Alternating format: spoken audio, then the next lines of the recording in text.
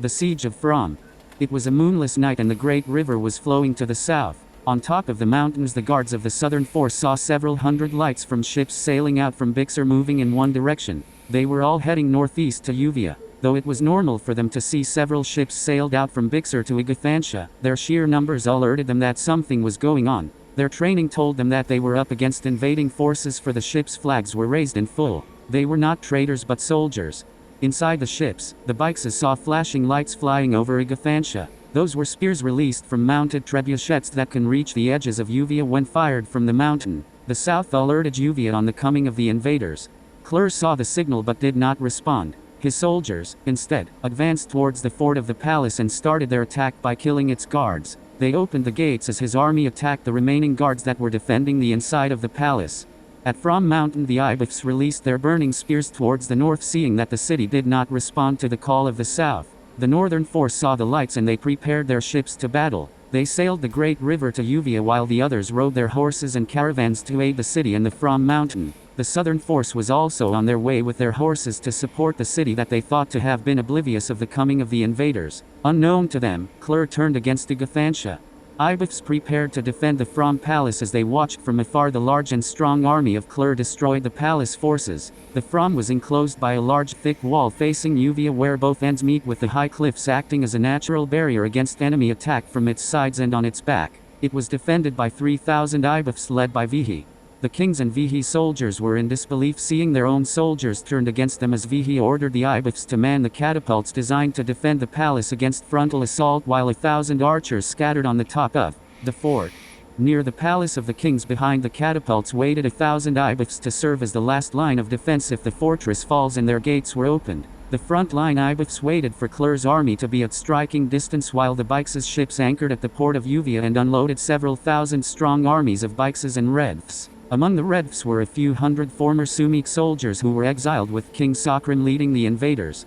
Several ships continued their sail to meet the reinforcements of Igathantia from the north, and 20,000 Bixas and Redfs joined the 10,000 soldiers of Klur to repel the reinforcements from the south. Same number of soldiers went northwards to do the same thing. Inside Uvia, Redfs and Bixas joined the army of Klur that were left at the port, while the others advanced towards Phrombe. As they moved from one village to another, civilians were either killed or were gathered, such that in a matter of moments, the city of Uvia fell into their hands. As the intense battle in the palace at Uvia was unfolding, several palace guards took King Asiv from his room and they led him to a secret passage that was leading to the room of the palace chef. The chef was surprised seeing his king, and as the guards opened a hidden door on his room walls, he too was taken inside, but on closing the door, the chef's nightdress was stuck and a piece of cloth was left. The passage led to an adjoining room, and underneath its floor was another secret passage where a large tunnel underneath the ground stretched out to the woods where several horses waited, ready for use in case of emergency requiring the king to escape or when the palace was under siege. The guards who took the king were actually Ibiths placed secretly by the kings at Phrombe to monitor the king's acts. King Sakrim was the major influence for the kings to continue sending disguised Ibiths in major places at the city of Uvia. At Leka, several hundred cocks and soldiers made a gallant fight together, but they were no match against the sheer number of Bixas and Redfs. Each of them fell on their swords and spears as other cocks and guards locked themselves inside their huge vaults where their riches laid. The Bixas and the Redfs tried to break the closed vaults, but they were frustrated with its strong hold. No matter what they did to open it or how hard they pounded its surface, it didn't break or showed sign of weakness. It remained unscathed like hard solid rocks. Inside the vaults, the remaining cocks and a few guards who were Ibiths remained still, but all were ready to die in case their door breaks. Elbit and King Sakrim alighted from their ship and walked in grace to the port of Uvia. "It has been years since I stepped onto this ground. Now, my friend, we will make them pay for their sins against me, and we will create a new order for Igathantia." Elbit just smiled at him. Inside his mind, as soon as the Phrombe Mountain falls and the army in the south and in the east was contained, he will then finish King Sakrim, Klur and his soldiers. He just needed them for his grand plan of being the king of the northern world, and Igathantia was the only country that can stop him. Now that Igathantia was falling apart in their own war, it was a perfect opportunity to take. Making King Sakrim believe that he was on his side provided him the means and resources to invade Igathantia, for he had been wanting it since. Without the knowledge of King Sakrim, the Redfs and Klur, he ordered the next batch of ships containing his remaining 50,000 strong Bixas to go to Uvia. The sun was already rising in the east. Klur's soldiers, the Bikes and the Redfs have been nearing the base of the Phrombe mountain, and at Vihi's orders, the Ibeths pounded the invaders from below with their catapults. Klur knew about the catapults and its range, and they avoided much of its fire by positioning away from its path. A few soldiers were hit as a result of the bouncing and scattered fragments of the missiles when it fell long or short of its usual trajectory. The Phrombe mountain was considered as the most secured place in Igathantia, surrounded by high cliffs. The only entry inside and out was through the path that cuts through the sides of the mountain, zigzagging 5 levels up to reach the palace gates. It could take 3 hours of walk from the base of the mountain to the gates of Phrombe. Inside the palace grounds were the long-range artillery weapons of catapults and long spear guns that were lined up together. Those mounted on the walls of the fortress were designed to hit enemies a few hundred meters away from the mountain base, while those on the ground were designed to hit enemies on the trail up to the palace. It was not easy to get through the Phrombe mountain, and any invading force will suffer huge casualties before they can get near the gates of the fort. The high rocky walls of the palace served well for the trained Ibeth archers, and the palace gates itself was made up of thick logs that can withstand severe blows. The design of the path leading to the gates could make any carriage with pounding capability difficult to position, for the path was short and narrow. It will require a specially designed trouncing equipment to hammer and break its gates.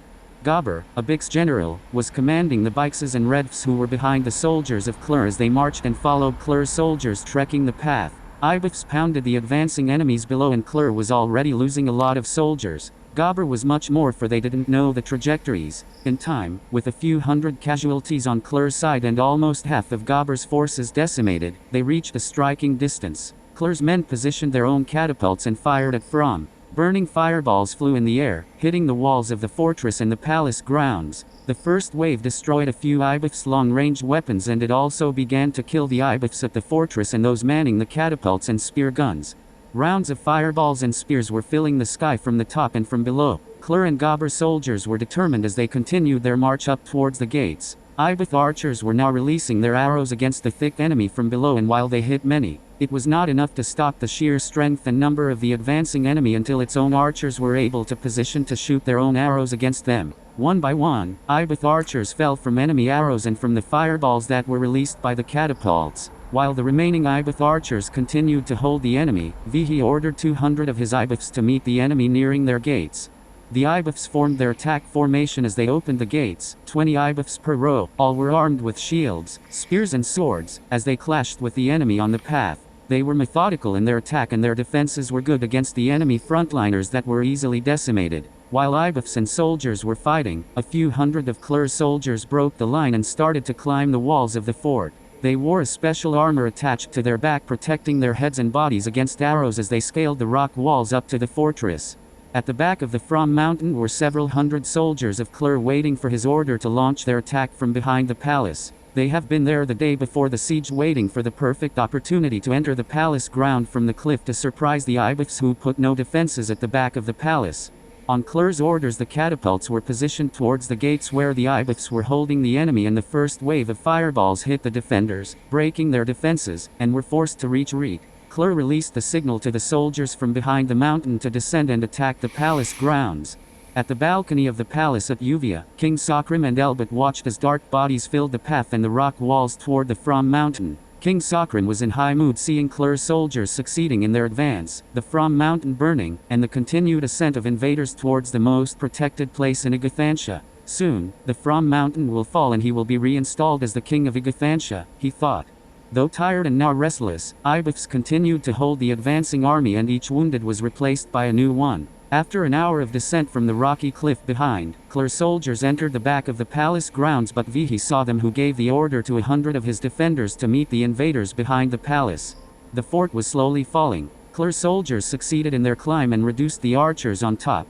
The Ibeths were fighting Klur's soldiers from 3 places: at the back of the palace, at the gates that have been broken when they burned and trounced it with an improvised carriage with a huge log, and from the top of the fortress.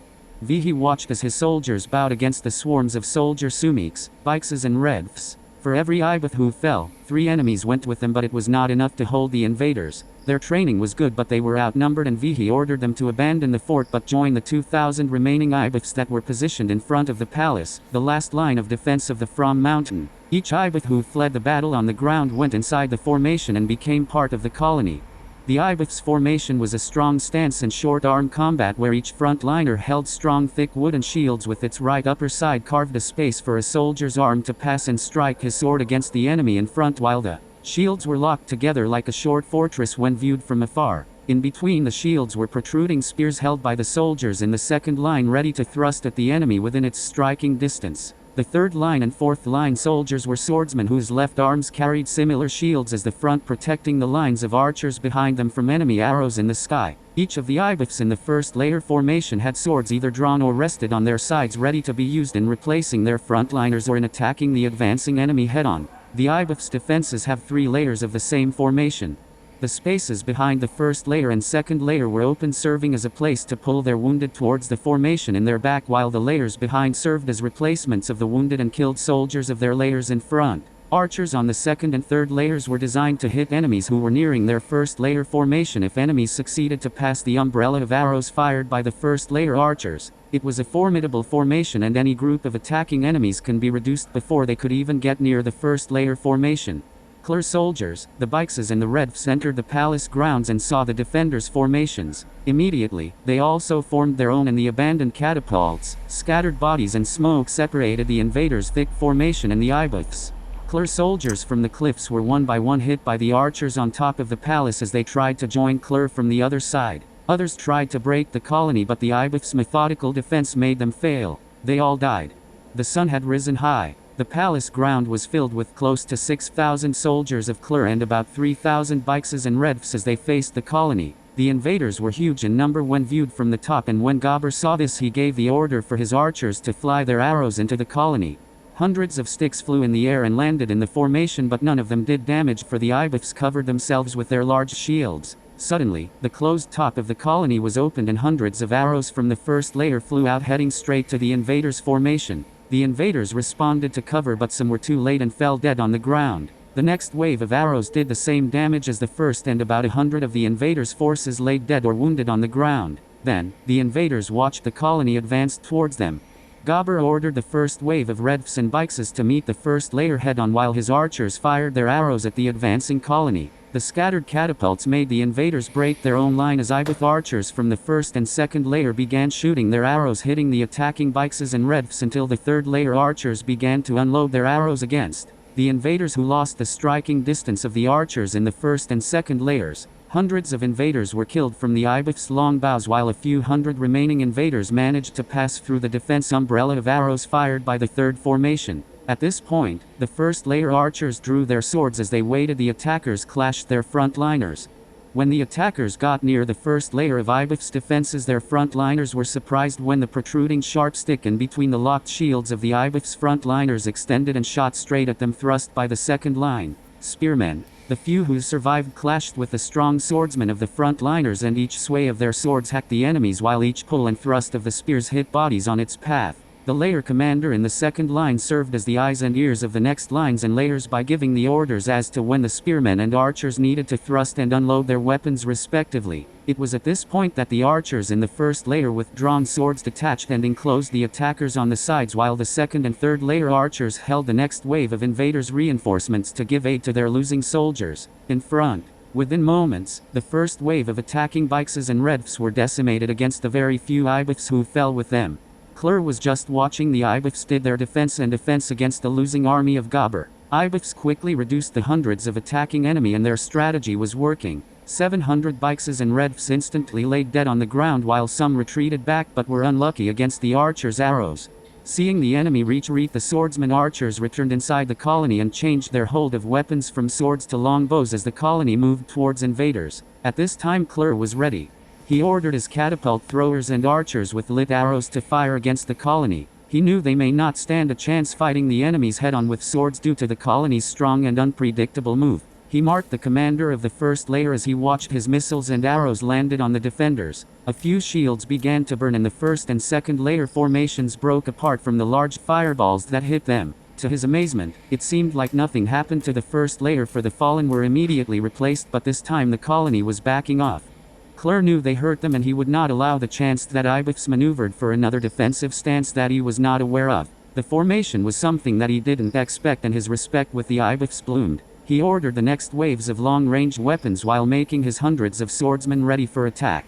This time a few Ibuths threw their shields away as fire slowly engulfed it. Klur was breaking the Ibuths' defenses, and when he saw the opportunity to break the colony, he led his soldiers to attack in numbers. Their own frontliners were carrying shields protecting their advance, while the back forces were all carrying short spears for throwing, while his long-range throwers continued to fire their missiles as it advanced to hold the second and third layer. Archers at bay. At the sight of the attacking invaders nearing them, the swordsman archers broke the line once more as they met the spears thrown by enemy soldiers. Klur and his soldiers clashed with the broken defenses of the first layer, thrusting hard in the middle, separating the first layer into two. He was particularly targeting the commander of the first layer that he just found and killed. The Ibuths failed to regroup and the soldiers attacked them from both sides and in the middle, while Klur ordered his catapult throwers and archers to continue pounding the second and third layer of Ibuth formations. The clash between the colony of Ibuths and the soldiers lasted for a time until the invaders succeeded in breaking all the Ibuths' defenses. Ibuths' fighting skill versus Gobber and Klur's several thousand soldiers. Time passed and Ibuths were losing ground against the so many enemies as the last and the third formation positioned their archers in front to shoot at the enemy that broke the second formation while still swallowing the wounded Ibuths who were retreating towards them. Vihi's 2,000 Ibuths were soon reduced to about 400, the last of the layer. When Vihi saw his archers in front fell from enemy archers and spearmen, he ordered a hurried retreat inside the palace. They ran towards the wide door as archers on their balcony slowed down the advancing attackers. Though destroyed, their first two formations were able to reduce enemy forces twice their size, but the sheer number of the invaders were too much to control all of them. The Ibuth archers immediately closed the openings on top by sealing the windows with large square solid walls made of thick bricks that were slid and pushed like dividers designed to close all entries from the top, while Vihi and his soldiers closed the large front door of the palace. The palace looked like two huge rectangular boxes at the base supporting another huge rectangular box in the middle, where the top end held a large triangular box with long extended ends. The way to get inside the palace from the top was almost impossible, as the invaders needed to scale the smoothed walls where a few Ibuth archers waited in small openings that can be closed with the same brick walls. The only weak part of the palace was the front door that was made up of thick solid wood. However, there were 5 strong doors of the same size and thickness leading inside the palace hall, spaced 5 meters apart. The palace defenses were designed to buy time until reinforcements from the north and the south arrived. It was also built to absorb even the strongest blow from catapult missiles. Klur knew about the palace doors and have already designed a plan to break it. Unlike the top of the palace, where every opening was sealed by thick bricks from the inside, the palace doors were all but made up of thick solid woods. He ordered his men to pound the first door with a large log mounted on a huge carriage. His archers protected the soldiers from Ibuth archers on top as they started to trounce the first door. It took 5 solid pounding until the door broke loose, where a few Ibuth archers were positioned in the alley hitting enemies that emerged. This slowed down the invaders, for the archers were good until a ball of burning chaos suddenly rolled towards the Ibuths, making them flee and regroup with the others waiting for them at the second door. As they closed it, they positioned once more to hit any enemy that will break through the second door.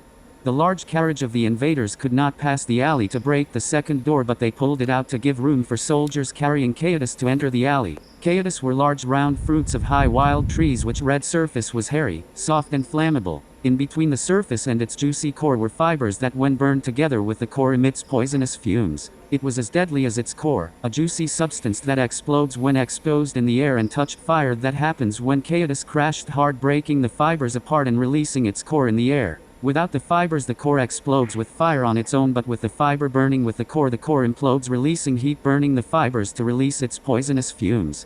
Klur's soldiers filled the alley with chaos, and as they burned it, they reattached the first door, trapping the large fruits inside. The poisonous smoke from the chaos quickly formed, scattered and entered the door on the next alley, seeping on cracks and passages. The next line of Ibuths waiting at the next door was forced to abandon their hold as they went through the third door.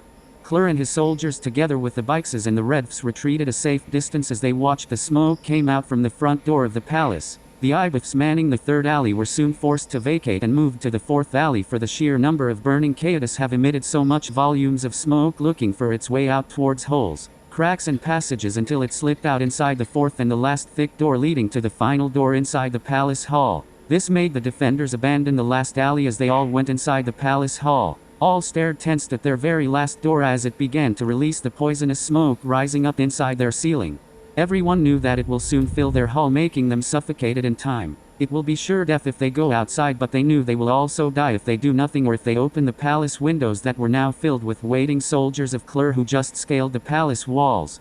Within the walls of the palace, the door leading to the king's chambers opened and there emerged the 22 kings dressed in soldiers' uniform. King Harith, the oldest of them, instructed Vihi to open all their windows and the doors leading inside the palace. He was clear that they would rather die fighting the enemy outside than die without a fight from suffocation. Vihi was surprised at his command, for it was suicide, he thought. King Harith, however, was firm, and so the eyes of the other kings who agreed with him. Vihi nodded and understood, for the palace hall was sacred, for since time every king of Igathansha was baptized, ordained or buried beneath its grounds. They all froze at the orders of King Harith, who understood their hesitance. Vihi ordered a few Ibiths to support their archers once they open their windows. They will let their defenses fall apart. The kings went to the Ibiths and hugged them one by one, as all were the same in saying that they were all gallant and martyr defenders of Igathansha, and they, the kings, would fight till the end alongside with them. The thought that the kings will give their lives with the Ibiths gave them enough courage to face death at the hands of thousands of enemies waiting outside the palace doors. Clur watched as he saw the brick wall covering the windows opened and poisonous fumes exited, and with the smoke were arrows that hit his soldiers waiting at the top. He quickly ordered more soldiers to scale the palace walls to support their attackers that were easily decimated by the defenders, who were able to position and start to shoot their arrows against the scaling enemies. Clur's own archers at the ground protected the climbers and made many of the defenders wounded and killed on the top. Clur knew that it is only a matter of time and the palace will fall into his hands. He watched as his soldiers, one by one, succeeded in scaling the first loft of the palace, but before his soldiers totally took control of the second loft, the front door of the palace opened. To his surprise and amazement, Vihi and the Ibiths emerged, and behind them were the kings who carried their respective shields. They formed a line with the kings in the middle as he saw some Ibiths fell and dropped dead in the formation. They were the ones who volunteered to open the 5 doors in the alley and cleared the path for the kings and Vihi to pass. They suffocated from the poisonous fumes.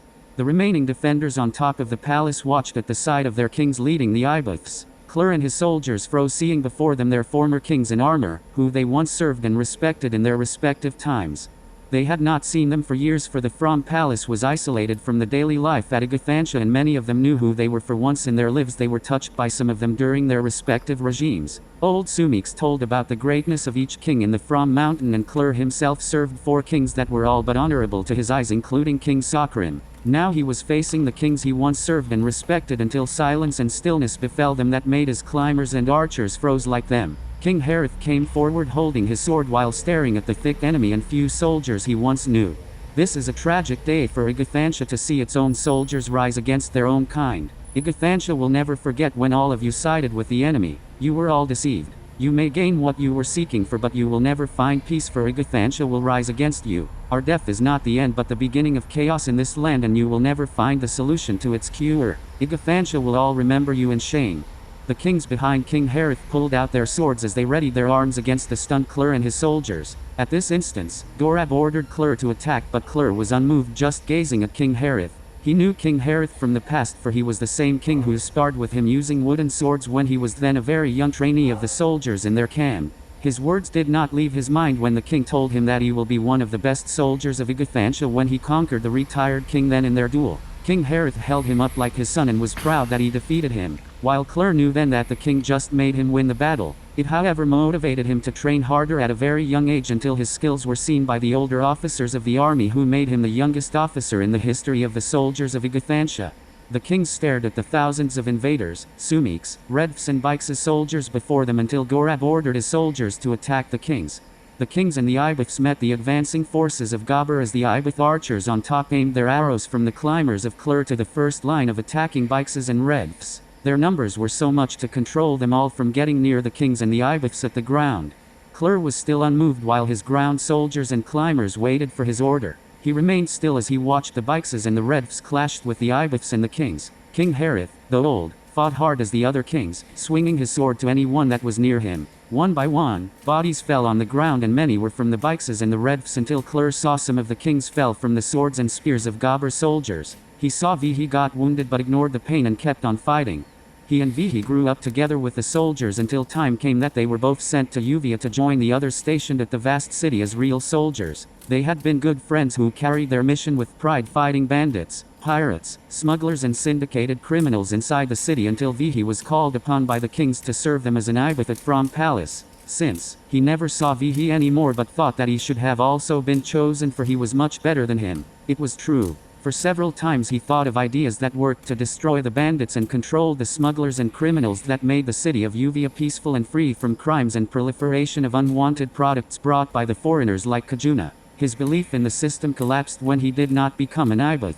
Vihi kept a gallant fight asived with his kings and the loyal ibiths of Igathansha until King Harith was finally hit in the back by a sword that cut his side. But though wounded and weak he continued to fight with extreme gallantry as every swing of his sword redfs or bixes fell lifeless on the ground. The archers who had no more arrows to shoot joined in as they jumped at the enemies below them, used their bare hands and bows to fight the invaders. The very sight of courage displayed by the kings and the ibiths moved Clur and his soldiers while they waited for him to give his order. Some of his lieutenants were now uneasy and confused at his stillness. Inside Clur's mind were flashes of memories of his past as a soldier and the kings whom he served as his eyes stared at the gallant ibiths and kings fighting the redfs and the bixes with all their might. They will all die with the kings, Clur thought, and here I am watching them fell on the hands of the foreigners. I am a soldier of Igathansha. They are my kings. They will be my kings. At this thought Clur was awakened. He ran forward, pulled out his sword and buried it into the back of one of the bixes on his path. When his soldiers saw what he did, they changed faith, moved and attacked the bixes and the redfs who were all caught by surprise seeing the Sumik soldiers turned against them. The palace ground became a battlefield between bixes, redfs and the Sumiks. Gorad was glued in disbelief as he watched his army depleted from the sudden attack of the Sumiks on them. The sight of Clur fighting with them made the remaining kings and the ibiths' spirits renewed. Vihi felt strong and like a fearless soldier attacked with might while shouting, "Rise soldiers! Fight! Death to the enemies!" These words struck every ibith and Sumik soldiers that gave them an insurmountable courage to destroy the forces of Gabur. The enemy disintegrated fast as Gorab hastily retreated with his remaining force. They ran out to the gates down to the path leading to the mountain base. They were chased by Clur and his soldiers but upon exiting the gates, the sight of the horizon below them made them freeze. They saw a thick army of bixes marching the path leading up to the palace. Clur's eyes widened following the trail down that were all filled with dark moving armors of the bixes' great army that had reached already the 4th level. His soldiers guarding the mountain base were all gone as the new wave of bixes massacred them. His catapult throwers on the sides of the mountain at the 4th level were just been decimated as he saw the retreating forces of Gabur kill the redfs with them as they joined the Bix forces. Clur didn't know all along for the Bix soldiers of Gabur killed those in the pathway that would tell Clur of their advance and treachery. The Bix soldiers were guarding the gates ensuring that any of Clur's soldiers and the redfs would not know about their advancing force towards the mountain. He looked far out to the city of Uvia and saw it filled with smoke and far beyond to the port he could no longer see the waters from the great river as it was filled by enemy ships. He ordered his soldiers to retreat inside the palace ground and closed its gates as he saw some helping out the ibiths from carrying the bodies of their fallen. Among them were 5 kings and all of them were oblivious at the coming of the greatest force of the Bix army. He went to Vihi. Vihi, please bring them all inside the palace. The enemy had taken Uvia and they are on their way up here. They have destroyed my forces. I will defend this ground with my life and I need some of your soldiers to help. Vihi stared at the eyes of his friend that were all filled with regret and remorse. He nodded in pain as he ordered the ibiths to follow Clur's command. It was then that Clur met the eyes of the wounded King Harith, staring at him, his clothes soaked in blood from the stomach running down to his large legs. He immediately bent onto his knees, bowed his head and regretfully lowered his sword as if wanting the king to cut his head with his held sword and sobbed in deep regret.